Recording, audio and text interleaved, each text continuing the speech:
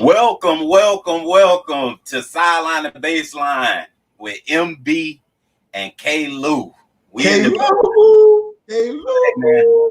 K-Lou, Listen, we K-Lou. we are so excited about the show today. You know what, man?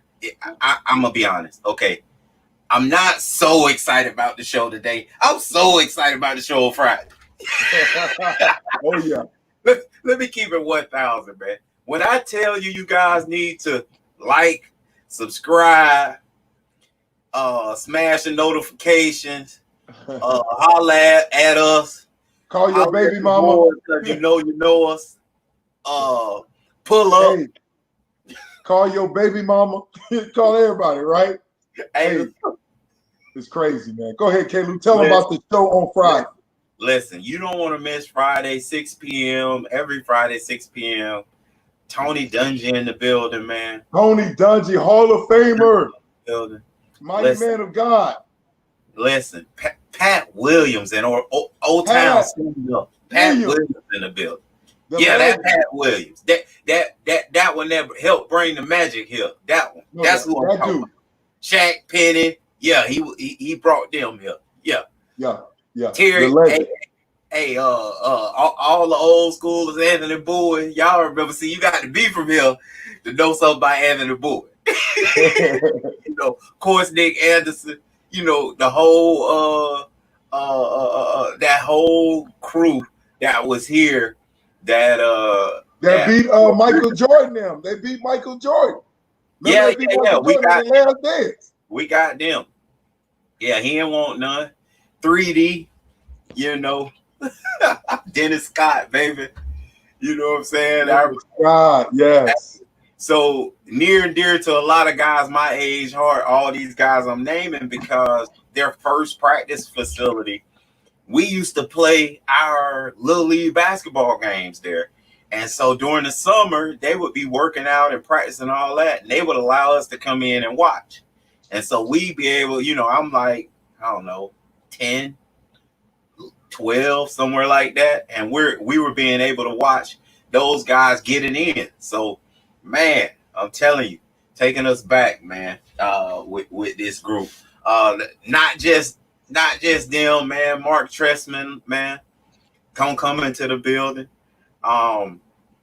Listen. And we got the professor, Ken Shropshire. He's coming on. Bill Polian, man. The Hall of Famer, baby. Bill Polian, man. The man next to the man. Listen, man, y'all still showing all this kind of love to the ESPNs and the Fox Sports, man. They ain't doing it like us, man. I'm letting you know that right now. They ain't doing it like us, man. Listen, keep rolling, baby, rolling. Listen, you want to hear from the folk who are actually the movers and shakers, you got to holler at us, man. Monty Williams in the building, man. Monty Williams, one of the most respected guys in the NBA. And we ain't through, man. We still trying to work some things out. And MB in the lab, man. When I tell y'all MB be in the lab, man, listen. You don't even know. Listen, he in the lab. We can't say it because when we say it, we want to be 1,000% that it's about to happen, man. But y'all baseball folks, wake up, man. It might be so special for you. Yeah. We got to have a Scooby snack. And that's the focus that we want to do a show talking about Independence Day, how to improve Black mobility from the sideline to the front office in professional sports. And so the thing about this, the star-studded list that K-Lou talked about is not only these guys are one of the best from the sidelines to the baseline, but also, man, they're one of the best in the community. All these gentlemen that we talked about, man, they're impacting the community. From Tony Dungy, right, mighty man of God, uncommon, writing books, man, changing culture, impacting community, to Bill Polian, to Pat Williams. Oh my God. Not only they're trying to produce championships on the court or on the field, but they're producing championship characters in the individual around them. Monty Williams, man, just the character of him and the God he represents. And just it's just a laundry list of people, man, that just practicing what they're preaching. And we're fortunate enough to create a panel, and we want to have a unconditional love, respect, safe place where we could talk about hard issues That's right. and agree to disagree on some of them, but yet stay and not be disagreeable, you know, to handle stuff in love and with the one common knowledge of, man, we want to have a positive impact on the people around us. And so that's the thing that's so profound when K-Lube talk about these guys. I'm excited about what their accomplishments are, but believe it or not, I'm more excited about the people, about the men that they are, and the families and the stuff they represent. Really excited about that. And you said something that obviously, man, you throw me a alley, man. I'm gonna catch that thing 2 hands, boom, and throw it down. So you talked about these guys and what they have to say to not just to the guys that they've helped grow in the NFL, NBA, and MLB, but these are guys that, you know, as a society nowadays, we are looking to, as far as like from a leadership role as well, MB, and that takes us right off to kind of where we ended off last week: athletes in the community. What's an athlete's role in the community? And so we're going to throw them in that dish as well, because they're in the athletics arena.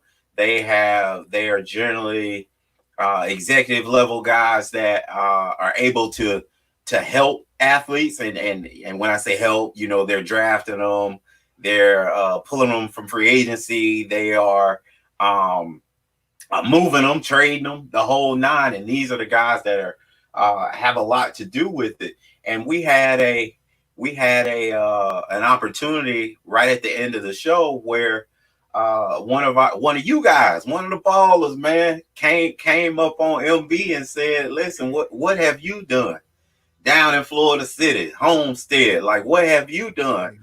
You know, you ain't did nothing for us, man. You ain't did nothing for us." And I feel him too. I'm finna be him. You know what I'm saying? I don't even remember his name, but I'm letting you know right now, MB, you ain't did nothing for the city, baby. Baby, we was looking for you to come save us, baby, and you ain't do nothing for the city. So my question definitely is, what's an athlete's role in the community? What are sometimes the realistic and unrealistic expectations that the community has for you? So MB, we hear you.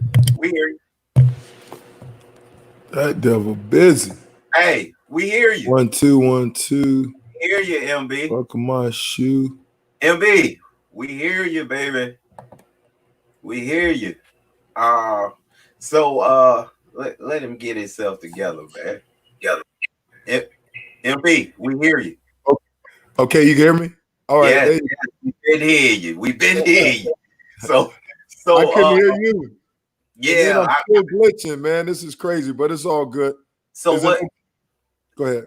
So what I'm trying to do is set you up at, I kind of laid the foundation on what happened at the end of the show. Okay. Okay. I'm right back. Okay. On Sunday. And then our first question is, what's an athlete's role in the community? And what are the unrealistic and realistic expectations a lot of times that fans or people in the community have of them? So, I already spoke on behalf of Florida City that stood up on Sunday. Homestead. Hey, look, I was ugly with it too. You know what I'm saying? I was letting them know you ain't did nothing for the city. We need you back there. Where you at? Holla at them, B. So let us know what you did for the city, because evidently they were down there around there throwing that hate on your name. So yeah.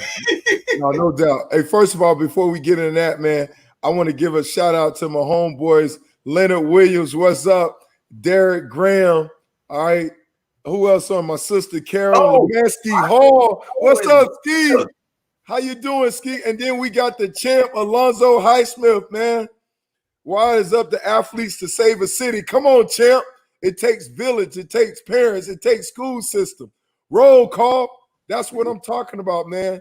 And so, first of all, when I saw that, I was very disappointed because, man, you don't just come on somebody and cursing and doing all that. I'm like, come on, bro, hit me up on message me, do all that. Just don't come in with the foul language.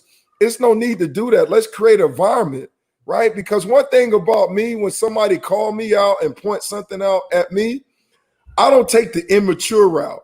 I ask myself, man, can I do better? Is it true what they're saying? And I've always been that way. I pride myself on being coachable.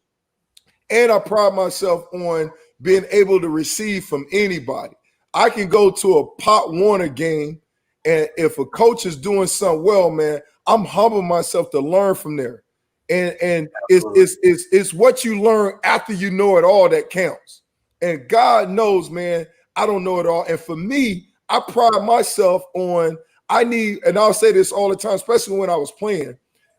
I said, man, I need more friends than fans. I got enough fans. I need friends that'll tell you, hey, MB, your breath stink, you got a booger in your nose, what you doing, I don't like, as opposed to having being surrounded around a lot of yes man, K-Lou, right?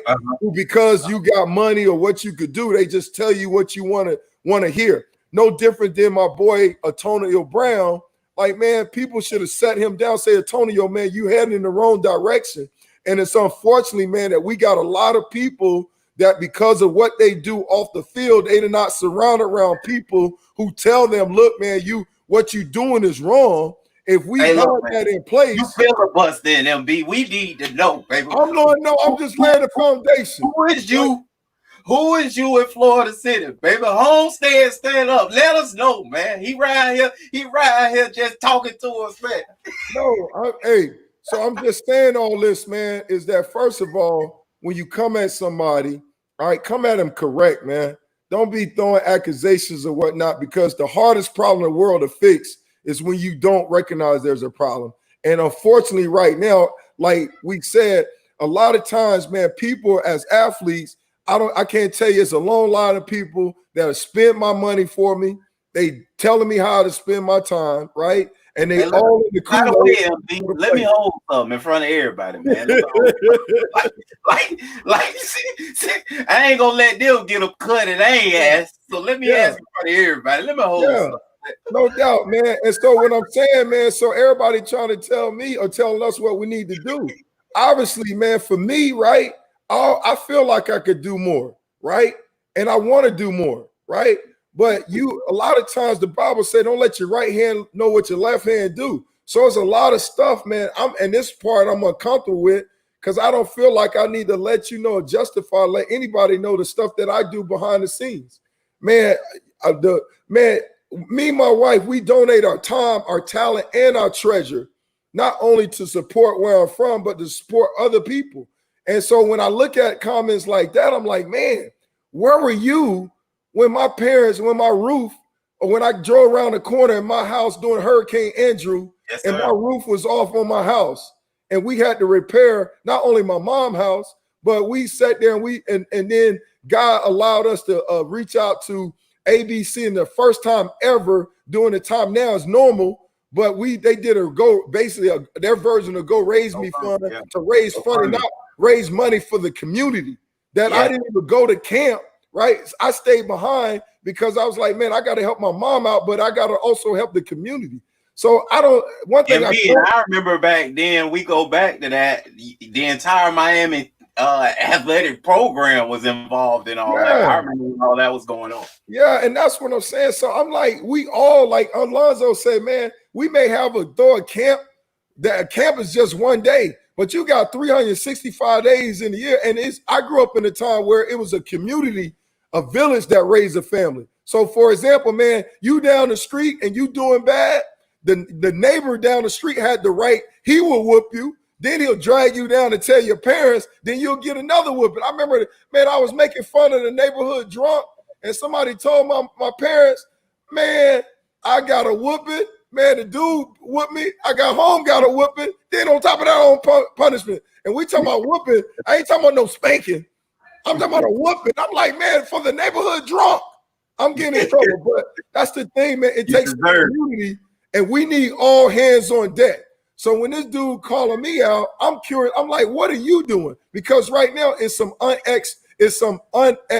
root of all headaches is unmet expectation. And it's some unmet expectations that he feel like I'm not making or somebody around me not making. I'm thinking, man, if they coming at me, what, man, it's a whole bunch of other people that's doing way more than me, that's way more power than me, and we got this unrealistic expectation. What do everybody needs? We need all hands on deck to change this community. It just can't be one person. We got one savior, and that's Jesus Christ. Everybody else, we need to be his hands, his feet, his mouthpiece, and all that, helping the community. And not only so, I challenge you, I want to know what you're doing so I can go support you. And we can support each other, because it's no different. Hey, man, I remember time, K-Lou, when I got hurt, God had me go down there, and it was one of the best moments in my life where I was able to get back, and I was coaching at my alma mater. And I was able to help the dude that helped me, Bobby McCray, man, who helped me. He helped me become who I was. God used him. Man, this guy, man, I love this dude. And he helped so many other people. And, man, God uses, man, and there's times, man, we're driving. Man, kids ain't got nothing to eat. Man, they eat the cafeteria food, and some of them don't like that. Man, you got to take kids to Walmart. You got to take them to feed them because they ain't eat nothing all day. Man, those is in the trenches, man. Yes, and K-Lou, the message you put on Father's Day, man, you had a father in your house. Absolutely. But that wasn't enough, right? He did what he can, but it takes a village to raise a kid, especially a young black man, right?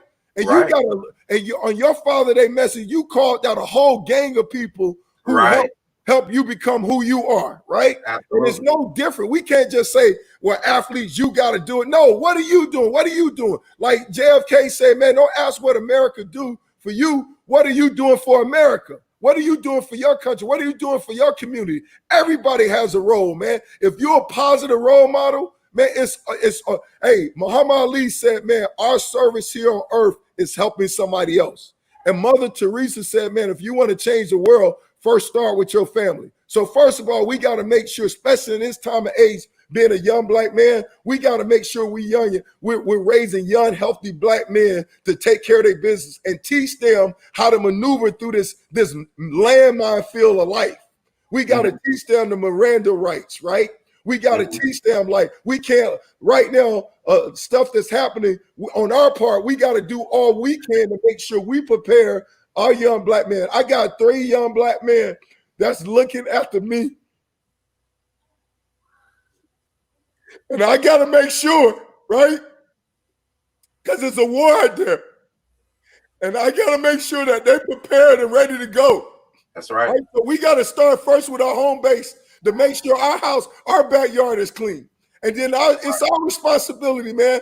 The grave is one of the richest places in the world because what's happened, so many treasures and visions have been buried and so many knowledge, right? We got people knowledge that we can pull on that could serve as mentors, right? That they can share not only in sports, but just in the community. And I think about people that helped me, like my man Leonard Myers, that he was a godfather that helped me. Like I mentioned, Bobby McCray, my uncle Jim, my uncles helped me. They helped me. They poured into me. My uncle Aaron, my brother, right?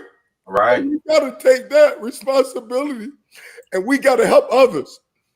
And so instead of calling somebody out, man, we got to look at ourselves first and say, what are we doing, man? Right. What are we doing to make a positive change, right? What we giving back? And you don't have to be a coach. You don't have to be a professional athlete. You don't have to have a lot of money. You don't have to have a lot of money. All you got to do is make yourself available and use your time and your talent and your treasure, right, to help somebody. Man, just spending time. All right, we worry about if you want to have influence on your kids or other people's kids, right? The more time you spend with somebody, the more influence you have. The less time you spend with somebody, the less influence you have, right? And our time is so valuable. And even with our own kids, they want our time. So, man, I'm challenging everybody. Stop making excuses, right? I can look at myself and say, yeah, it's definitely, I can understand. I look at myself, I can do more and I want to do more, right? But what can you do as well?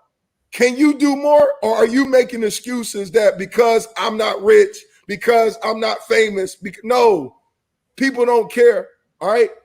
People, I want to talk to that person who's crazy enough to think that I can impact the world. And to the world, you may be one person, but to one person, you can be the world. And that's what I'm saying. And so even if you don't have kids, volunteer your time at a local high school. So K-Lou, that time I went down there with help my high school coach out, man, it was one of the best times in my life because God used that to open up a door to propel me into coaching. Right. And it was so valuable because I had an opportunity where I can give back to those guys, man, to help somebody. And the same guy who was experiencing the same thing that I was experiencing, that somebody help me be successful. I was able to work side by side with the guy, Bobby McCray, who I looked up to, right? And I was able to partner up with him and pour in and then help those kids, man. And it's times, man, where you take a kid home and because they ain't got no ride, and you get to the house, it's about 3 or 4 cars sitting in the driveway. Yes, sir. 3 or 4 cars in the driveway. You're like, man, what's going on? Like, what? You know, but it's like, man, but you know they not. Sometimes the kids ain't getting the support at home. That's why I say, man, if you want to make a difference, start at home. Start at home. But anyway, man, it's all good. I just, you know. Man. Well, we definitely appreciate that emotional. Well, you got me crying. God, why you got me doing this? We gonna move right along, and I'm gonna lighten the mood up and steal from old prime. Hold on, K-Lou, time out for a second, right? Hold on. I see one of my teachers out here, Miss Granberry, right? Miss Granberry, and I did a disjustice because I just mentioned men, right? But it's some women, it's the teachers. Absolutely. I'm sorry, I'm normally not emotional like this, right? But it's some teachers, and I see Miss Granberry on here, right? And her and Miss Stinson and Miss Chester and Miss Roll. I mean, it's Miss Wright. It's the teachers, man. And I apologize if I'm missing somebody. The principal, Mr. Oliver. I mean, I was so fortunate at my high school to have a great teacher staff that really cared. And man, it was just all hands on deck. The teachers, just the role, man, you guys don't get paid enough, but just the sanity, just being able to have somebody to talk to and be able to go. And you know, like you got your favorite teacher, you know, where you go to their room and you hang out, you know. And then even I was in ROTC and Sergeant Gonzalez, I still keep up with them today. Sergeant Hill, Colonel Wilson, man, I still keep these people like impact. Like Miss Granberry, her grandson, like, man, he committed to UM. And I remember she reached out to me and was like, hey, can you give my son some advice on what, like, to help him out? And I looked at his film, I said, man, this kid can play. He can play. And I was like, man, this is what he needs to do for him to get seen or to get exposure. And man, to see this dude to commit at Miami, and I wasn't even pushing to Miami. Miami wasn't even on the radar, but then he came back and he was like, I'm going to Miami. But I look at her husband who passed away, Coach Granberry. And when I was a freshman in high school, he was my JV coach. And at the time, man, I was the little brother. My big brother was all-state linebacker. He was 2-time all-state linebacker. And I just wanted to be better than him. But people used to laugh at me because I was only like 5'7", 135 pounds. My sister used to get picked before me in football, right? I was not a legend, man. Carolyn was a baller. Huh? Carolyn was a baller, man. Matter of fact, when somebody messed with me, my sister was a tomboy. He used to fight my battles. I used to go, man, I'm gonna go get my sister. Like, and man, So coming to the football, I was a late bloomer. I played JV for 2 years. I could not play any other sport. But her husband, he believed in me so bad. He said, man, you can play.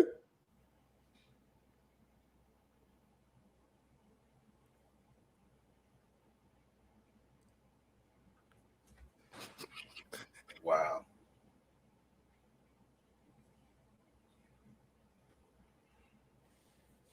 Take your time, big fella. He believed in me, man. He was like, man, you're going to be better than your brother. He said, man, your feet is so quick. You're going to be better than your brother.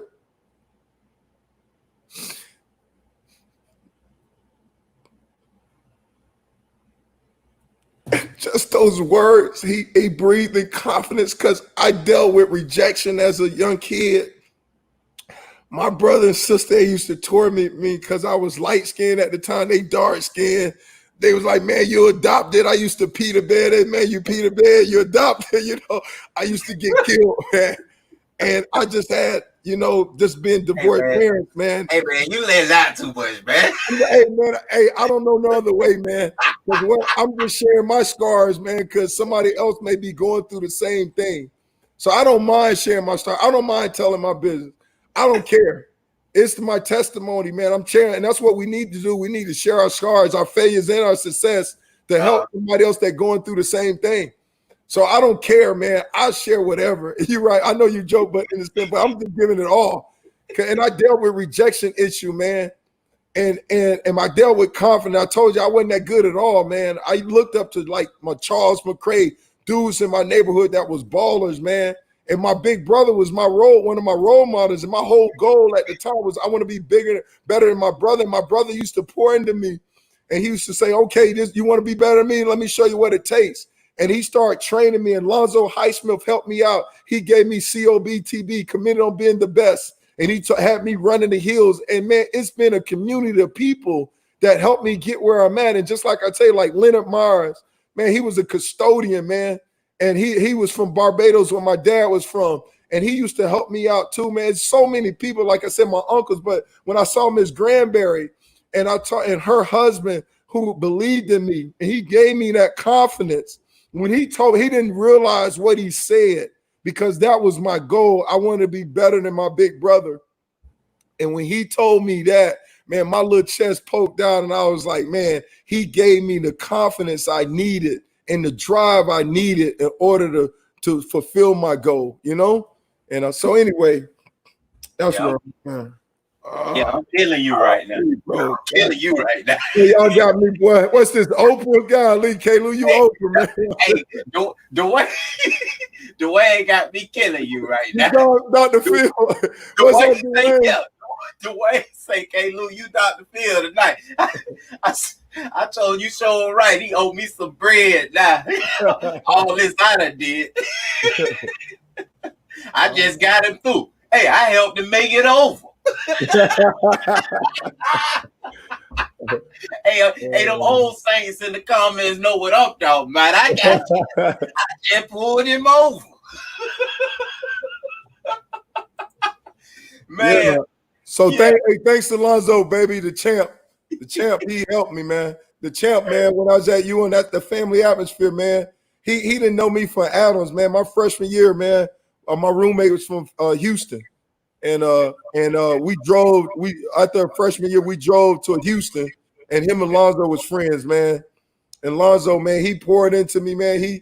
He treated me like a little brother, man. And man, there's so many people, man. Like we say, it takes a village. We need all hands on deck. You don't have to, like I say, you don't have to be famous. You don't have to be an athlete. You don't have to have a lot of money. Man, if you got time, man, that's all you need. Just be available, man, and you can make a difference. If you're doing any type of sense, man, just word of wisdom, man. It's so many opportunities that you can help out, man. It's so many. Open your eyes. It's within our own community, man. We can make a big difference, man. Right, man. Hey, your family making moves, man. Read all their comments. I'm missing some. They trying to love on you bad. Thanks, fam. Hey, we gonna try to move along, man. We appreciate all your comments. Mike was so emotional. I wasn't answering your comments, verbally, but y'all saw me hitting your back. So I'm just, I hit your back with some comments while he was talking. But I'ma steal what Dion used to say, man, because I think he gonna clear his throat and get his voice back right and start singing Cam. Ooh, Cam. That's old Teddy Riley little situation for folks who don't really know. When Aaron Hall let them know, he was talking about Jam, but Cam back in the field. So, I just got that, Caleb. That's awesome. Yeah. So Cam back in the building. Cam Newton, man, awesome. Belichick just snuck another one on y'all, man. Y'all was sleeping on him. He ran here talking about Jared Stidham, talking about he believe in Jared, baby. JS, Stid dog. You know what I'm saying? Yeah. And then he done got y'all again with the old banana in the tailpipe and brought Cam round the corner, man. And Cam ready to lock and load, man. I love Cam at this point right now. I think Cam is reminded of the situation when he went through that foolery in Florida in Gainesville, and then he had to go to the JUCO and had to make everybody a believer all over again, and then ended up being the number one player in the nation, JUCO, and then went to Auburn and took a 6-5 team and made them 11-0, and then won a natty with them. Won the natty, baby. I can tell you, if you go back to that schedule and you eliminate Cam, Cam, let me tell you, they 6-5. They 6-5. He put him on his back and said, let's go. That's what New England about to get right now. Yeah. New England about to get this joke. You see that joker pulling sleds, man? He got our workout going on down there. That's a linebacker workout. Yeah. He done put the whole New England on his back, man. And he done told them already, look, man, get ready, man. Get ready to ride, because I'm putting all y'all on my back. Yeah. And I love the move, man. Belichick did it again. It's no coincidence, why. I mean, they got the motto now. If you ain't cheating, you ain't trying. You know what I'm saying? they just got some a third round pick taken from them, and they cheated. If you ain't cheating, you're trying. And he was cheating. He cheated on this one, because that Cam is. I mean, that's like a cheat code on Madden or something, man. Because you look at it, right, contractually wise, right. I think Cam is scheduled to make 1.5 in base. Then, based on incentives, he can gain additional 6.4 or something like that, as far as additional money. But then he only gave up $500,000 of signing bonus, right? Yeah. So for a caliber guy like that, who's got the resume, 2015, what'd you say?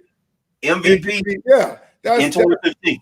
Yeah, no doubt, man. I'll take that every day and all day. Is nothing. He can allow him to test drive, kick the tires a little bit, see if Cam fully recovered from the injuries and the surgeries, because unfortunately right now, that's why Cam is in this position, because of injury. He hurt his foot, was in that car accident a few years ago, hurt his back, hurt his shoulders the previous year. So right now he's been struggling with injuries. All right, and then now that affected his performance on the field. So for me, I think it's a smart move, because now you get a caliber quarterback like that for basically peanuts compared to NFL dollars, and then you get to see if Cam got it in the tank. And if he got it, wow, what a powerful move. If he don't got it, wow, it ain't cost you nothing. I think it's a great move, man. I applaud Belichick for getting this done. But Belichick, if you ain't cheating, you ain't trying that, boy. You must take some classes with me at UM, because we used to put that hat on, drink that carrot juice. It's better to cheat than repeat. So, hey, when look about. It's better to cheat than you repeat, baby. Oh my goodness! I'm telling you, I'm a little secret. That's back in the day. We don't do that no more at the U. It's a private school education. There ain't no cheating going on. We all good. Oh, you let the cat out the bag. So moving right along, man. So we wanted to back up and look back at the AFC quarterback situation, man. Right now they got Sam Darnold ranked #1. They got Josh Allen at 2, baby. They got Tua Tagovailoa. So this guy, really ain't the starter quite yet because Ryan Fitzpatrick's still in the building. So, but they saying he's the guy. So he had 3. And then there go your boy Jared Stidham, baby. Jared at 4. And then they went ahead and put Ryan 5 and Brian Hoyer 6. So my question to you is, MB, now that Cam is in the building again, where does he fit on this quarterback ranking? So who you say #1? #1 is Sam Darnold. Man, Sam Darnold. Yes. Sam Darnold. I know you got Sam Darnold, Josh Allen, right? Josh Allen. Yeah. And who number 3? Allen, Tua. Oh, good Lord. Tua ain't playing down. Man. All babies, all young guys. Yeah, I mean, Sam Darnold, we talking about producing. No, Sam's still too inconsistent. I would go with Josh Allen right now because the thing about him, Josh is kind of like how Kaepernick was when the young Kaepernick start coming out. Josh, he can beat you. Not only, he's not the best passer, but he's also, and he's not the most accurate, but he's also can run. Sam Darnold, man, that pressure bust pipe, and I don't think they have enough around him, as far as offensive line, as far as they try to do some stuff free agent wise and stuff to prove around him, but right now he makes poor decisions. So that division, that conference wide open. So if Cam Newton, to answer your question, if Cam can come back and be a shell or 3/4 of what he was in the past, man, he jumps right to the top, especially with Tom Brady going. And Cam, we trust, baby. And I'm coming right back to you again because then I went ahead and pulled up the rankings for the entire NFL, and you just tell me when to stop. Patrick Mahomes, where does Cam fit in? So I just want to stop. Okay, got you. Yeah, Patrick Mahomes. Hold on, K-Lou. Are we talking about the BC Cam or the Cam right now? What your expectations? If Cam come back healthy. Now. Yes, this is 2020 rankings I'm reading. Okay. So if Cam come back healthy, where Cam fit? I got you. All right. Patrick Mahomes, Russell Wilson, Aaron Rodgers, Deshaun Watson, Lamar Jackson, Carson Wentz, Matt. Oh, right. Stop.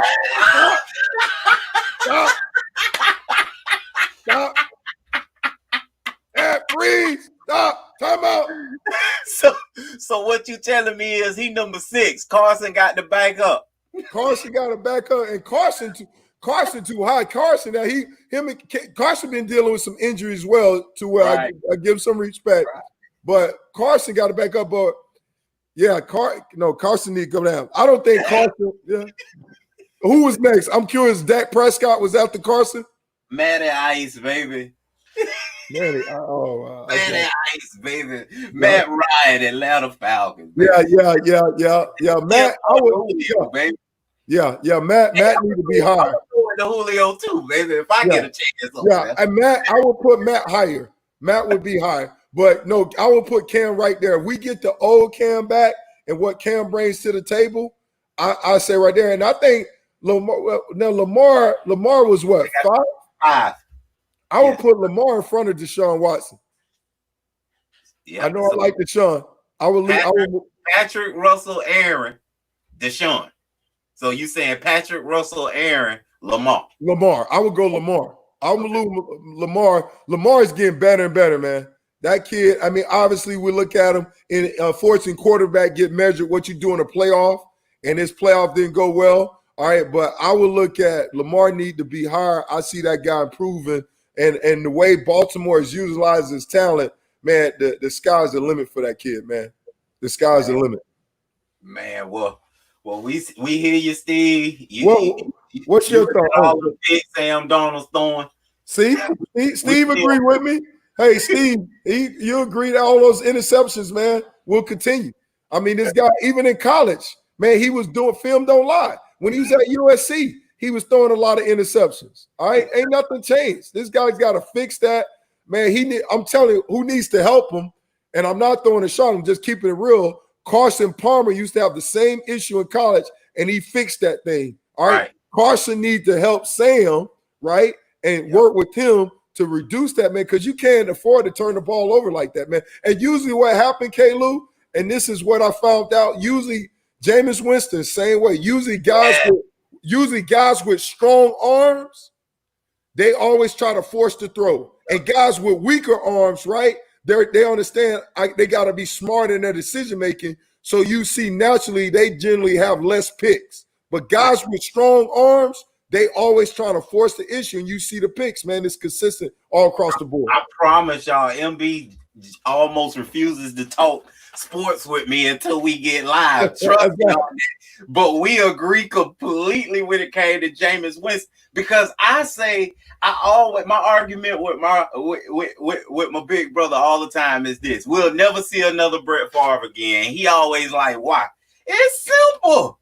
He gonna get cut way before that ever happened, because Brett's problem was what you just said. He had a huge arm, and it was never a pass that he didn't think he can hit the window.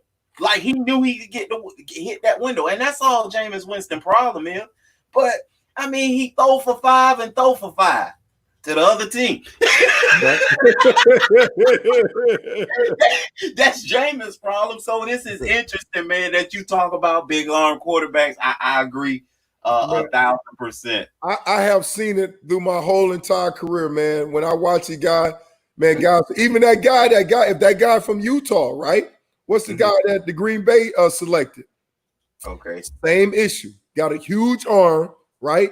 And he trying to force the issue, man. And you can't live like that, man. Decision making is so powerful. Because look, check this out. K-Lou, you know what's the number one indicator if a team is gonna win or not?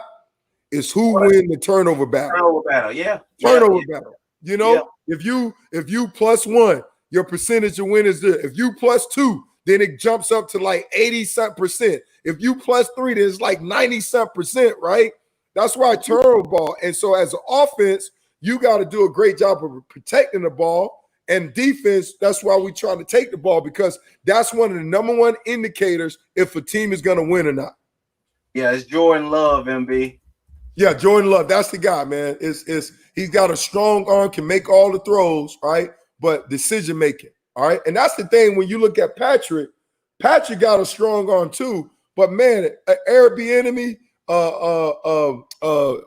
head coach over to Andy Reid, they know how to develop quarterbacks, and they do a great job, man, of teaching him decision making. And the thing about Patrick is that he can run as well. So he's not looking to force the decision, because he know I got enough ability where I'm a great athlete where I can tuck it and run it. And then also, man, I got an accurate throw. I can make all the throws. So that kid does a great job of his decision making. And you look at it. Look at who's number 2 on that list. Russell Wilson. Right. Same thing, man. Great job protecting the ball. Great decision making, man. Understand, very accurate. Understand, all right, when to force the throw, when not to force the throw, man. Those guys get it, man. And Aaron Rodgers the same way. You look at the top 3, and you look at Tom Brady. That's what made him so great, man. He doesn't turn the ball over, man. They know how to protect the ball and keep the ball moving, man. Yeah, every time you don't turn the ball over, you get yourself another chance to win the ball game. It's not that hard to figure it out. Man, we really appreciate y'all tonight. Really being there for my big bro, MB, man. Thanks for all the love, man. Y'all hug. Got me up crying. Might to call you Dr. Phil, man. Y'all caressed him. Man, if it wasn't for y'all, we might have lost him tonight, man. So we really appreciate y'all. We thank y'all, man. Please check us out on Friday. Switch over, man. Sideline to baseline, man. We need you over there. We don't need you on our family page. We don't need it on our cousin page. We don't need you on that page, this page, the other page. We need you on Sideline to Baseline with MB and K-Lou. And make sure that each and every one of y'all send it out to your friends. You know who want to listen to us. You know who are like our vibe and like our flow. Send it to them and let them holler at us as well, man. We appreciate y'all. We'll see you on Friday. Hey, K-Lou, K. Lou, you see, hey, give my boy Steve a shout out, man. He's a G man, baby. John for life. Hey, see, you so late. I done. Oh, you already got it. Oh, I saw you. I done said go Big Blue to him. Oh, I see it right there. I see it right there.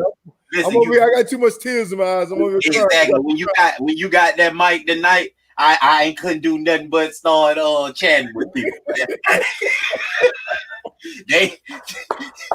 I say I can't talk to y'all. Y'all can't talk to me.